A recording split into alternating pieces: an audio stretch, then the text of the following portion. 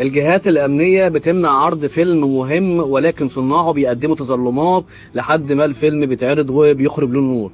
فأحكي لك حكايتنا النهاردة عن فيلم البريء بطولة الراحل الفنان أحمد زكي. بتبدأ الحكاية لما المؤلف وحيد حامد بيخلص سيناريو فيلم البريء سنة 85، وبيقعد مع المخرج عاطف الطيب علشان يشوفوا مين هيعمل دور البطولة وازاي الفيلم ده هيخرج له النور. وفعلا بيكلموا أحمد زكي اللي بيقول لهم أنا هفتح شركة إنتاج وهنتج الفيلم ده، وطبعا بيبداوا التحضير للفيلم على اساس ان المنتج هو احمد زكي. ولكن بعد فتره احمد زكي بيتراجع وبيقول لهم انا ممكن انتج الفيلم بس بعد عملين تاني، بعد فيلمين تاني يكون ده التالت، انما ما ينفعش يكون ده بقوره انتاج شركتي الجديده. يعني هنا بيزعل عاطف الطيب جدا وبيقول له وحيد حامد انا مش عايز احمد زكي وهنودي السيناريو لنور الشريف. فعلا بيودوا السيناريو لنور الشريف وبيقراه وبيكلمهم بيقول لهم السيناريو ده متفصل على احمد زكي، هو انسب حد يلعب شخصيه احمد سابع الليل يعني. وهنا بيظهر المنتج صفوت غطاس وزوجته الفنانه سميره احمد، وبيقولوا لهم ان احنا عاوزين ننتج الفيلم. وفعلا بيبداوا بالتعاقدات، بيكلموا الاول احمد زكي وبيتفقوا معاه على كل حاجه. وكان في دور الضابط اللي لعبوا بعد كده محمود عبد العزيز. قبل محمود عبد العزيز كان هم عايزين يجيبوا نجم في الدور ده، فمين ممكن نجيبه؟ فحد اقترح كده الاستاذ محمود عبد العزيز، فبعض الموجودين قالوا صعب جدا يقبل، وخصوصا يعني ان البطل احمد زكي. بيكلموه والراجل بيقدر السيناريو وبيقول لهم الدور حلو جدا وما عنديش مشكله اعمله، ولكن اخد اجر كامل. كان هو لسه مخلص فيلم اعدام ميت وكان واخد 25,000 جنيه، فقال لهم اخد في فيلم البريء 30,000 جنيه. من هنا لهنا اتفق معاه المنتج صفوت غطاس ان هو يديله 26,000 جنيه يعني. ولما جاب احمد زكي قال له تاخد كام؟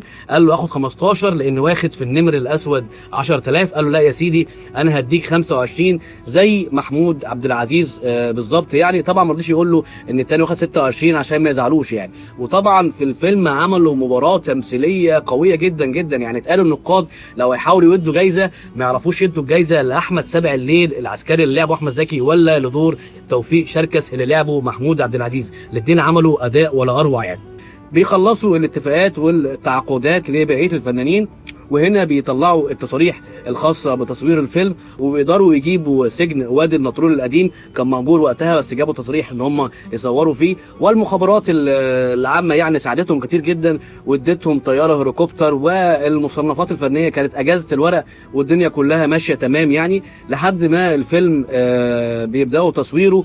ومن المفارقات اللطيفه جدا جوه تصوير الفيلم ده ان كان في مشهد مهم جدا، المفروض ان الاستاذ صلاح قبيل هيحاول يهرب، واحمد سابع الليل اللي هو احمد زكي هيحاول يعني يمسكه ويتخانق معاه وحاجات زي كده وبتاع. فكان صلاح قبيل الله يرحمه خايف جدا من المشهد ده، لان اتقال له ان احمد زكي بيندمج وبيضرب بجد.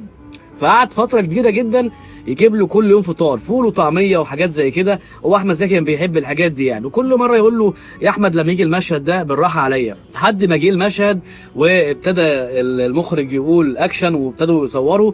وهنا بدا صلاح قبيل يهرب، وكان من احمد زكي ان هو انقض عليه وابتدى يضربه بجد. وهنا صلاح قبيل شلفط وش احمد زكي، انه خلاص بقى المخرج عاطف الطيب ما قالش ستوب، خلى المشهد طبيعي جدا يكمل للنهايه. ضربه وعد بجد، وصلاح قبيل اتعامل مع احمد زكي وفعلا ضربه بجد لحد ما اتعور. فين بقى فريق التصوير لما قال ستوب وجريوا عليهم؟ فشافوا احمد زكي قال لهم المشهد طلع بصوره حلوه جدا جدا، احسن ما انا كنت متخيله يعني. بيعدي تصوير الفيلم وبيخلص المونتاج، والرقابه على المصنفات الفنيه برئاسه الاستاذه نعيمه حمدي ساعتها بتجيز عرض الفيلم. وفي الاول بدا عرضه في مهرجان القاهره السينمائي والفيلم شغال. قام احد المثقفين اللي كان ليهم اراء مسموعه وقتها وقعد يصرخ في الصاله وقال ازاي الفيلم ده يتعرض في دور العرض. وبعد كده بقى لو اي عسكري امن مركزي زعل او اتضايق من القائد بتاعه يمسك سلاحه ويضربه، ده ما ينفعش، وازاي احنا داخلين في عصر سياسي جديد نخلي افلام زي كده تخلي الناس تتمرد. المهم البلبله بتاعته دي عملت إثارة كبيرة جدا جدا وتم منع عرض الفيلم يعني. فضل صناعه في محاربة كبيرة جدا جدا جدا لحد ما تم تشكيل لجنه وزاريه عباره عن 4 وزراء علشان يشوفوا الفيلم. كانوا المشير ابو غزاله وزير الدفاع، واللواء احمد رشدي وزير الداخليه، والدكتور احمد هيكل وزير الثقافه، وصفوت الشريف وزير الاعلام. واتفقوا ان هم يشوفوا العرض الخاص في قاعه الوزير في مدينه السينما اللي في الهرم. يعني طبعا المنتج صفوت غطاس قبل الوزراء ما يشوفوا الفيلم راح المونتاج وقص بقى كل المشاهد اللي ممكن تعمل بلبله، ومنهم اخطر مشهد في الفيلم اللي هو المشهد الاخير اللي المفروض احمد زكي بيفهم انه كان مضحوك عليه ويمسك سلاحه ويضرب كل اللي في المعسكر حتى بالقاده بتوعه يعني. فطبعا راحوا القاعه كان موجود فيها عاطف الطيب والمؤلف وحيد حامد، واتفاجئوا ان المشاهد دي مش موجوده يعني. بعدين لما الفيلم خلص قام المشير ابو غزاله وقال ليه عاملين ضجه، ما الفيلم اهو كويس ما فيهوش اي حاجه خالص. طبعا بعد ما صفوت غطاس شال المشاهد اللي فيها شويه تفاصيل يعني، والفيلم ده ما فيهوش حاجه خالص وهو جاهز للعرض وما فيش اي مشكله، ومشوا واحتفلوا وخلاص على كده. وبدا المنتج صفوت غطاس يقول للمخرج عاطف الطيب ووحيد حامد انا كان لازم اعمل كده، وكان لازم اشيل المشاهد دي في المونتاج، لان انا دافع في الفيلم ده 400,000 جنيه. وقتها كان الفيلم اللي يعني الفيلم الجامد جدا كان بيتكلف 100,000 جنيه اخره. صفوت غطاس كلف الفيلم ده 400,000 جنيه، فقال لهم انا خايف على فلوسي فكان لازم اعمل كده. المهم بيبداوا يحضروا لعرض الفيلم لحد ما مصر بتصحى على كارثه كبيره جدا في بدايه سنه 1986 وتحديدا في 25 فبراير 86 على احداث الامن المركزي. ودول كان مجموعه من العساكر في معسكر الجيزه اللي على طريق مصر اسكندريه الصحراوي، طلعوا بسلاحهم وعملوا قلق وكسروا فنادق وكسروا عربيات، وراح ضحايا في الوقت ده بتاع 38 قتيل، والدنيا كلها اتقلبت. واكتر من معسكر تاني امن مركزي خرج، وساعتها كانوا بيقولوا ان في اشاعه بتقول ان هم هيمدوا فتره التجنيد ل4 سنين بدل 3 سنين، وكمان هيقللوا المرتبات. فده عمل ضجه كبيره جدا في البلد لحد ما الجيش يعني نزل وعمل حظر التجوال. ونتيجه للحدث ده اقيل اللواء احمد رشدي وزير الداخليه. وبعد كده يعني هو حكى وقال مين مصدر الاشاعه وكان ليه اتعملت الاشاعه، بس دي مش قصتنا يعني. طبعا وقتها بعد البلبله والاحداث المثيره دي الفيلم كانش ينفع يتعرض، لان الفيلم برضو احداثه فيها تمرد في الاخر وفيها حاجات وفيها تفاصيل وفيها شويه قمع وفيها لا للظلم.